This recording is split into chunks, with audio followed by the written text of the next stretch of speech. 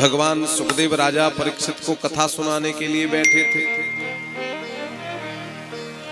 पावन वटवृक्ष की छत्र छाया, वो भागवत की भूमि जहां सुखदेव जी ने सबसे पहले राजा परीक्षित को कथा सुनाई,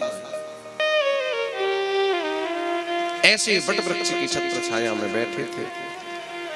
देवता आकाश से प्रकट हुए,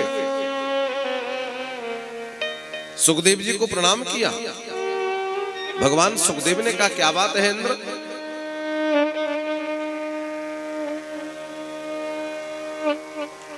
बोले, गुरुदेव राजा परीक्षित को साफ लगा है कि 7 दिन में ये मर जाएगा, सर्प डस लेगा, इसको अमृत लेकर आए, अमृत पिलाओ। सुखदेव जी ने विचार किया, जिस अमृत के कलश की रक्षा देवता स्वर्ग में भी करते हैं। आपको बता दें, स्वर्ग में भी बड़ी व्यवस्था है। वहां स्वर्ग में भी सब अमृत का दर्शन नहीं कर सकते। स्वर्ग में भी अमृत कलश के चारों ओर पहरेदार लगे हुए हैं। ऐसे अमृत कलश को देवता लेकर के पृथ्वी पर आ गए। आश्चर्य हुआ सुखदेव जी। भगवान सुखदेव ने कहा, पिला दो। बोले, नहीं गुरुदेव, ऐसे नहीं पिलाएंगे। तो बोले, कैसे पिलाओगे? बोले, पहले वचन दो कि कथा रूपी अमृत हमें पिलाओगे तो हम स्वर्ग से लाया हुआ अमृत राजा परीक्षित को पिलाएंगे। राजा परीक्षित भी देख रहा था। सुखदेव जी ने कहा, अब बात दूसरी ओर चली गई। क्यों? जब 2 प्रश्न चिन्ह हो तो लेने वाले के ऊपर राजा परीक्षित स्वर्ग का अमृत पीना चाहता है कि कथा का अमृत पीना चाहता है? ये तो राजा से पूछना पड़ेगा। राजा ने निवेदन किया, गुरुदेव, बिना गुरु के ज्ञान नहीं मिल सकता, क्योंकि बिन गुरु मिले ही न ज्ञान, ज्ञान बिन मिले ही न भक्ति, भक्ति बिन भगवान। बिना गुरु के ज्ञान नहीं मिल सकता, बिना ज्ञान के भक्ति नहीं मिलती, और बिना भक्ति के भगवान नहीं मिलते। गुरुदेव, तुम बताओ, दोनों अमृतों में भेद क्या है? सुखदेव जी कहते, राजा, क्व सुधा क्व कथा लोके, क्व काच क्व मणिर्महान्, ब्रह्मरातो विचार्यैव तदा देवान् जहासः। गुरुदेव, कहां काच, कहां मणि, कहां कथा, कहां स्वर्ग का अमृत। सूर्य के प्रकाश में दिन में मणि को पटक दो और उसी के पास में कांच का टुकड़ा पटक दो। भगवान सुखदेव ने कहा, दोनों चमकने लगे। कांच का टुकड़ा भी उतना ही चमकेगा जितनी मणि चमक रही है।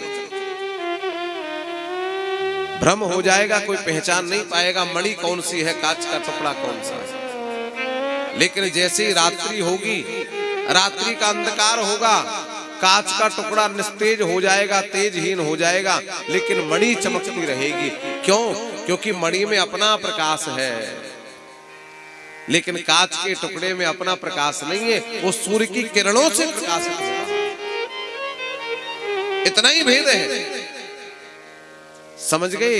राजा परीक्षित निवेदन किया, गुरुदेव, जिसके पास मणि हो वो कांच का टुकड़ा लेकर क्या करेगा? इसलिए गुरुदेव, मैं स्वर्ग से लाया हुआ अमृत पीकर जीवन जीना नहीं चाहता, आपके मुख से कथा रूपी अमृत पीकर के मरना चाहता हूं। मैं कथा रूपी अमृत पान करना चाहता हूं। अभक्तांस्तांश विज्ञाय नाददौ सुकथामृतम्। सुखदेव जी ने देवताओं को अभक्त समझ लिया और अभक्त समझ करके उनको कथा रूपी अमृत पान नहीं कराया। अब आपने इतनी कथाएं सुनी, प्रश्न आ गया कि अब इतने लोग यहाँ कथा सुन रहे, पांडाल में 100 आए तो भी सुनो, 2 से आए तो भी सुनो, 1000 आए तो भी सुनो। जिस जिसकी इच्छा कथा की सब आकर सुन सकते।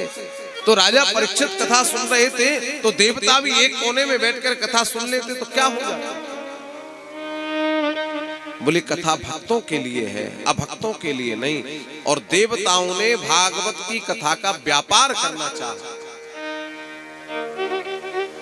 मेरे बंधुओं, मेरी माताओं, कथा तब कृपा करती है जब समर्पण होता है, और कथा से पहले तराजू तोलकर व्यापार होता है तो कथा की कृपा नहीं होती। इसलिए भागवत का कभी जीवन में व्यापार न करना,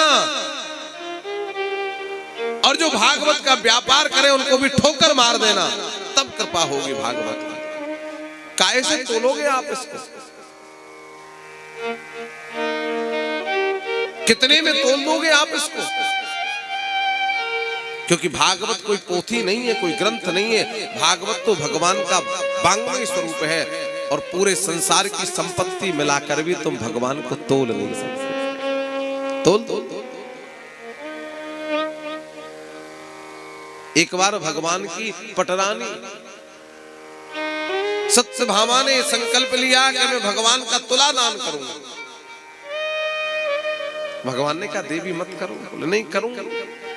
बड़ा अभिमान था अपने रूप का और अपने आभूषणों का। भगवान तराजू में बैठ गए। एक तराजू के पड़ला में सत्यभामा ने समस्त आभूषण रख दिए, भगवान नहीं तोले। खजाने के आभूषण रख दिए, भगवान नहीं तोले। और पटरानियों के आभूषण रख दिए, भगवान नहीं तोले। अब तो जितने आभूषण हैं सब रख गए, अब कहां से लाऊं? सत्यभामा बड़ी दुखी हुई, मन में संकल्प ले लिया है और वो पूर्ण न हो तो ठीक नहीं, लेकिन पूर्ण कैसे? भगवान की प्रेरणा से श्री नारद जी महाराज आए। नारद जी लेकर गए, देवी आप समझती हो माता, ये परिपूर्ण ब्रह्म है, इन्हें कोई तोल नहीं सकता।